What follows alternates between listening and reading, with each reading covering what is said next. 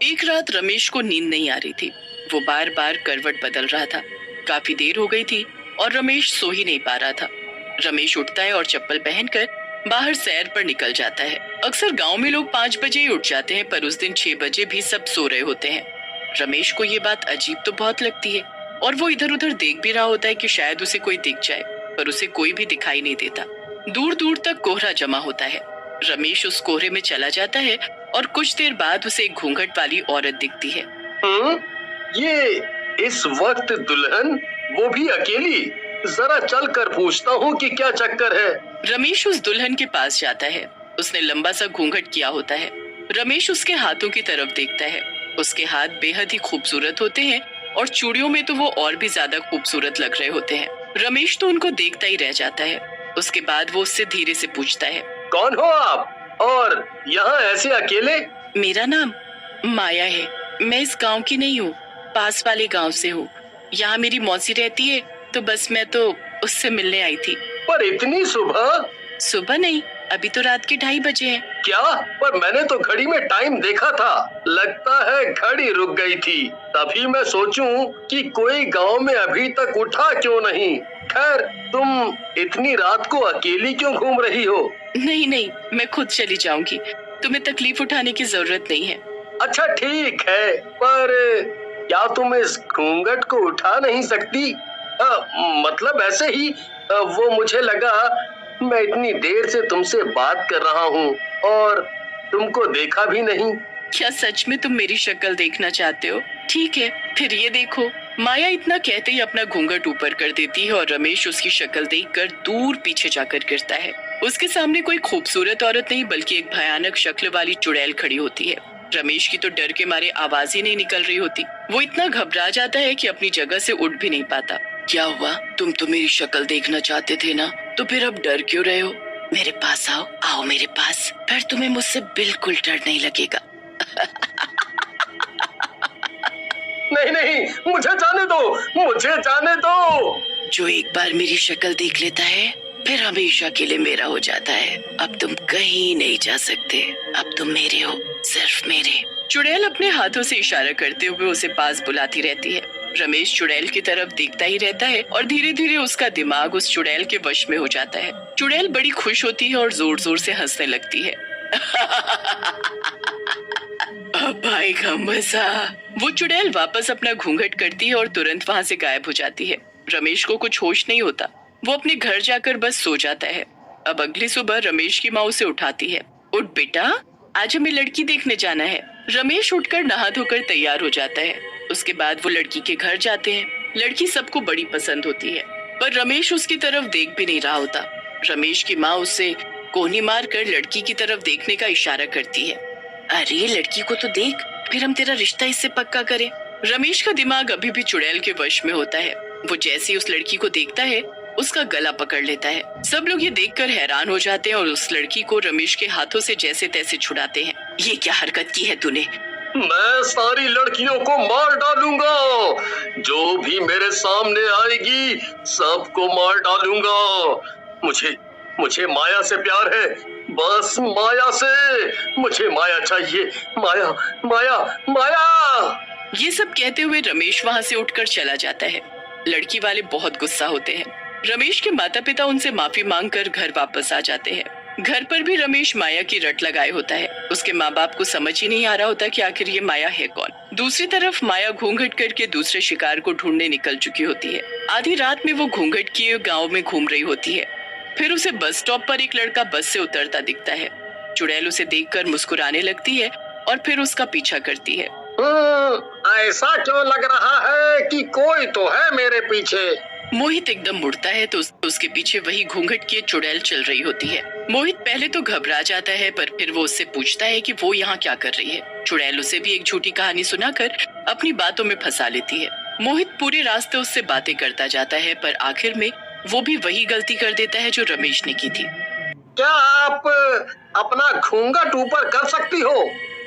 मतलब बस मैं देखना चाहता हूँ कि आखिर जिसकी इतनी मीठी आवाज है, उसका चेहरा कितना खूबसूरत होगा।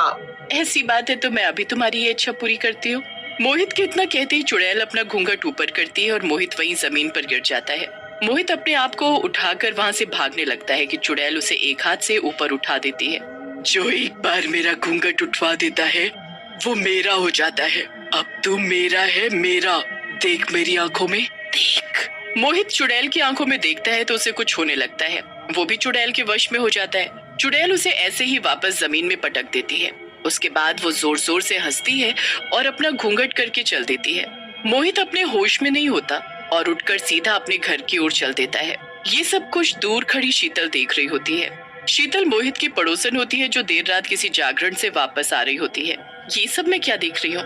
हमारे गांव में चुड़ैल है, वो भी घूंघट वाली चुड़ैल। मुझे इसके बारे में कल ही गांव वालों को बताना होगा। अगले ही दिन शीतल बहुत बीमार पड़ जाती है और उसे कुछ होश ही नहीं होता।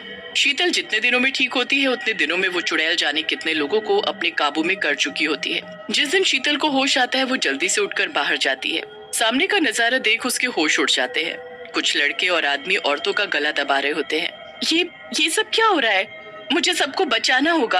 अरे बेटी, कहाँ मौत के मुंह में जा रही है? पर ये सब हो क्या रहा है हमारे गांव में? पता नहीं हमारे गांव के मर्दों को क्या हो गया है। वो बस किसी भी औरत को देखते हैं तो गुस्से में आकर उसकी जान लेने पर उतारू हो जाते हैं। यहाँ तक कि मेरे बेटे ने कुछ दिन पहले एक लड़की जिसे हम शादी के लिए देखने गए थे उस पर ही हमला कर दिया। उसके बाद वो मोहित है ना, उसने गाँव की एक लड़की का गला दबा दिया। वो तो अच्छा हुआ उसकी माँ सही वक्त पर आ गई और उसे बचा लिया। बहन बेटी को छोड़ ये मर्द किसी भी औरत को मारने पर उतारू है। मुझे पता है ये लोग ऐसा क्यों कर रहे हैं। ये सब वो घूंघट वाली चुड़ैल का काम है। मैंने देखा था उस रात खुद अपनी आंखों से। उसने मेरे सामने घूंघट ऊपर किया और उसकी चुड़ैल शक्ल मैं अभी तक नहीं भूल पाई। उसने मेरे सामने मोहित को वश में किया। मैं घर आकर किसी को कुछ बता पाती कि मैं खुद ही ऐसी बीमार पड़ी कि मुझे आज होश आया। पर अब हमें उस घूंघट वाली चुड़ैल को पकड़ना होगा और सब कुछ ठीक करना होगा। तो चलो अभी गाँव के पंडित जी के पास। दोनों जल्दी से पंडित जी को उस चुड़ैल के बारे में बताते हैं। क्या उसका इंतजाम करना कोई आसान काम नहीं है।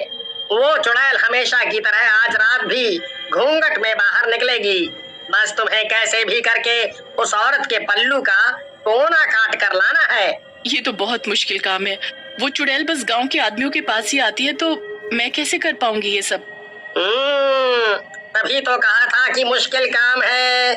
पर अगर गांव को उस घूंघट वाली चुड़ैल से बचाना है तो ये तो करना ही पड़ेगा। शीतल और रमेश की माँ घर आ जाती हैं। शाम तक इसी के बारे में सोच सोच कर उनका सर दर्द हो जाता है, पर उन्हें कुछ समझ नहीं आता कि आखिर वो किसको भेजे।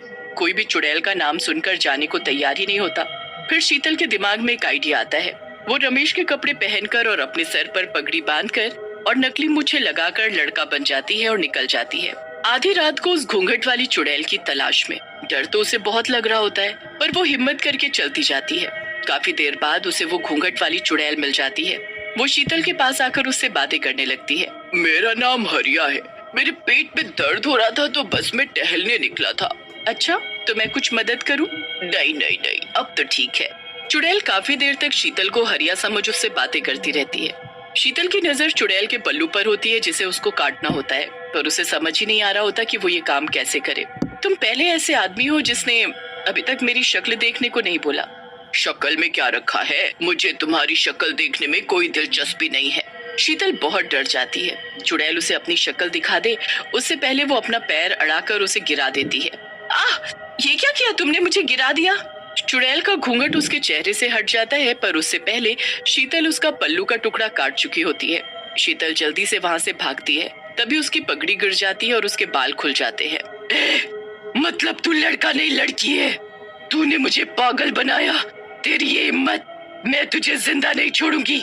तू मेरा कुछ नहीं बिगाड़ सकती। तेरा पल्लू का ये टुकड़ा मेरे पास है। अब तू मेरी कैद में है हमेशा हमेशा के लिए। नहीं नहीं नहीं, ऐसा नहीं हो सकता। ऐसा ही है। अब तेरा ये गंदा जादू खत्म। शीतल उस टुकड़े को ले जाकर पंडित जी को दे देती है, जिससे वो गांव के सभी आदमियों को ठीक करता है और फिर उस टुकड़े को एक मटके में बंद करके जमीन में गाड़ देता है। उसके बाद वो चुड़ैल कभी किसी को नहीं दिखती।